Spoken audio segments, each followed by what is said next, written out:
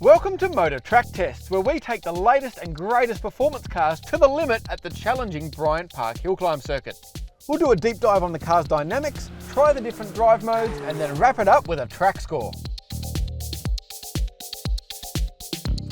Today's track test is all about the Ford Focus ST. As you can see, we've got two examples here, an automatic and a manual. What are the differences between them? Which is more fun and which is fastest? I'll run you through the specs, go for a drive in each, and then set a lap time. Before that, like the video, subscribe to the channel, and don't forget to leave a comment down below with any cars you want to see us test on track. Obviously, gearboxes aside, these two are identical in spec. Both have 2.3 litre turbocharged 4-cylinder engines, producing 206 kilowatts and 420 newton meters, and both weigh a shade under 1,500 kilograms. Wheels are 19s wrapped in 235mm Michelin Pilot Sport 4S, while brakes are 330mm discs and 4 piston calipers at the front, 302mm discs and single piston calipers at the rear. What does all that mean on track? Let's find out and start in the automatic.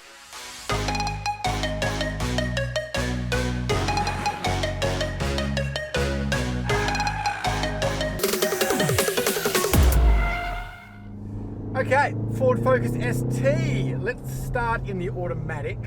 I'll run you through everything the car does. Then we can switch into the manual and see if that improves or detracts from the experience. So, history of the fast Focus in Australia. Well, the first fast Focus, the ST170, wasn't very fast. Had a great chassis, but didn't really have an engine to go with it, just a normally aspirated 2-litre. Then we got the XR5 Turbo, which was a great engine, that Volvo 5-cylinder, but wasn't the sharpest handling thing. And then we had this car's predecessor, the Focus ST once again, which this car's very similar to. 4-cylinder engine, manual gearbox, blah, blah, blah, blah, blah. However, this thing is quite a bit more sophisticated than its predecessor. We've got a limited slip diff now, didn't have one before. We've got adaptive dampers now. We've got drive modes, screens, all sorts of things. So, since we're talking about drive modes, let's stick it in racetrack. Seems most appropriate. I've got slippery, normal, sport and racetrack. But racetrack gives me a bit of extra steering weight as usual. Firms up the dampers, sharpens the throttle, but also backs off the ESP a little bit. So let's go through the car bit by bit like normal and talk about what it's doing. So this engine, 2.3 litre, turbocharged 4, 206 kilowatts, 420 newton meters. They're some pretty impressive numbers, especially that torque figure. If you look on the channel, or maybe click up above, you'll see how fast is the video. We got 5.7 seconds to 100 in this thing, which is pretty brisk. This is about as fast as front-wheel drive hot hatches come until the new i30N arrives, but still, this thing is still very, very quick. Sounds good too. For a turbocharged 4-cylinder, not the world's most orally pleasing engine, but you know, it's a synthetic noise, it's a fake noise, but it's not a bad noise. So, a bit understeer there. Engine pulls well, plenty of grunt. Gearbox actually works well too. Like, okay, here we go, auto hot hatch. People don't like it, purists will argue, but works pretty well. Quick upshifts. Gives me a downshift there back into second, plenty of revs. So, I mean, I don't know. It works. It's just a torque converter automatic. It's not a dual clutch, but it's happy to give me aggressive downshifts, upshifts are quick. Yeah, I like it. Doesn't detract from the experience. That's the main thing. You're not waiting for shifts, and obviously not having to worry about heel toe and all that sort of stuff means you can focus on the corners more. And the corners are really what this thing and all hot hatches are about. So, since we're talking about the engine, let's talk about traction.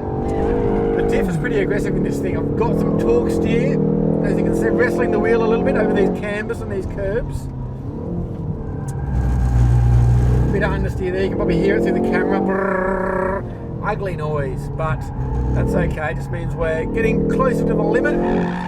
Diff works well though. If I'm here, these long corners, it will pull the car into the apex, which is good. That's what you want in a front driver with a diff. You want to be able to hit the throttle earlier and have it help you pull out of the corner. And the other thing though with a diff is it's better for traction, but when the wheels do spin, both spin. So normally, if I was in the car's predecessor, for instance, I'd come into this corner, hit the throttle, and the single wheel would spin. That's quite frustrating, but at least you stick pretty much to your line. You lose traction, but you stick to your line. Whereas this, if I hit the throttle with lock on, it drags me wide because it drags both wheels. So just something, you gotta just adjust your driving a little bit, try and get a squarer, straighter exit to make the most of that traction advantage. If that means sacrificing a little bit of apex speed, so be it. Right, so let's talk about the main thing with a hot hatch, the dynamics, the chassis. And this is a little bit different to most cars. In fact, part of me can't actually quite believe that Ford signed off this chassis tune. Because most big car companies are very conservative. Most cars are set up to sort of understeer first. This thing oversteers at the drop of a hat. And on a dry, warm racetrack like this, it's a lot of fun. On a cold, wet, slippery road, it can be a bit of a handful. It's just unbelievable how easy it is to unstick the rear tyres in this thing. Just pivots so aggressively. Kind of feels like there's a big pole in the middle of a car, and the car just rotates around it. The car just always wants to pivot. I can feel it in these tight corners also, picking up an inside rear wheel. It always wants to just tuck its nose, and then, there we go, slide the rear slightly. But it's also top shelf hot hatch dynamics. If I just lift slightly, there we go, the car rotates, the front end sticks, and helps rotate me towards the exit of the corner. And again, use that diff, use the traction. I think it'll work really well around here, really well, because it allows the car to rotate. But there we go. You just got to be careful, like an old Peugeot or something. Be really sure you know what's going to happen when you lift mid-corner, because you can get a bit out of shape quite quickly. To show you that, I'm going to just turn the ESP off, just hold the button for a bit. There we go, ESP off. So let's throw it at some corners and I'll show you what happens and how well this car rotates. So here we go, up across the top of the hill. Carry some brake in like that.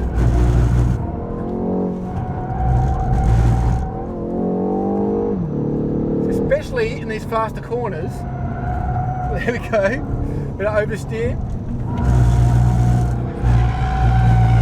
There we go, a bit of oversteer.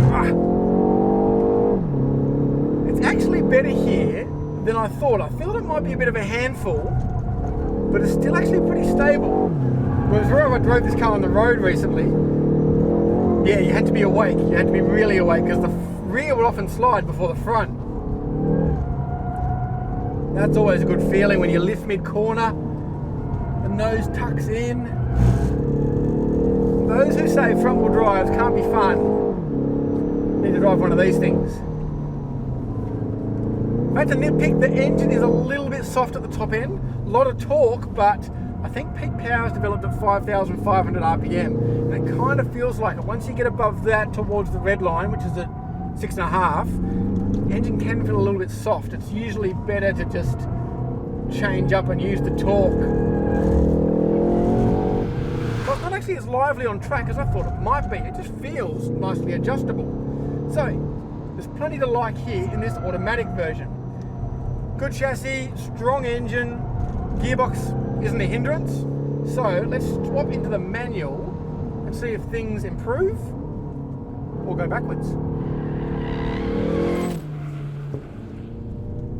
Now we're in the manual, so theoretically this shouldn't feel any different because tyres are the same, brakes are the same, wheels are the same, chassis is the same, weight's pretty much the same. All that's different is this lever in the center console, and now I've got to change gears myself. Ooh, I like those pops and bangs. So already there's a change. I've got a bit more character from the exhaust pipe. The auto doesn't do that. So, there you go, one tick for the manual.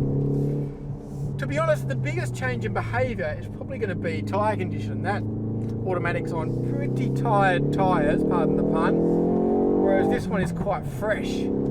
So, that will probably help. But let's see what happens. Let's throw it at a few corners. I'm just in racetrack mode at the moment. Still got the ESP activated. There we go, we've got that oversteer. That will probably help this feel a bit more lively. It's got better front grip, which in turn will make the rear a bit more agile. So, I like this a lot. The gear shift isn't anything amazing. It's a good shift, but it's maybe a little bit rubbery, a little bit imprecise. It's good, but it's not as good as, say, Fiesta ST, I don't think. Engine feels to rev a bit stronger as well. That's interesting. Don't know if that's just placebo effect, but as I mentioned in the auto, the top end could feel a little bit soft once you get above 5,500 RPM, up into the upper reaches. The engine power seemed to die off a bit, whereas this, yeah, it dies a little bit, but I don't know, it feels a little bit stronger at the top end. But again, that might be this placebo effect. But so we can get into the lap times, let's turn the ESP off in this, let's throw it around a bit, see if it's still got that handling magic,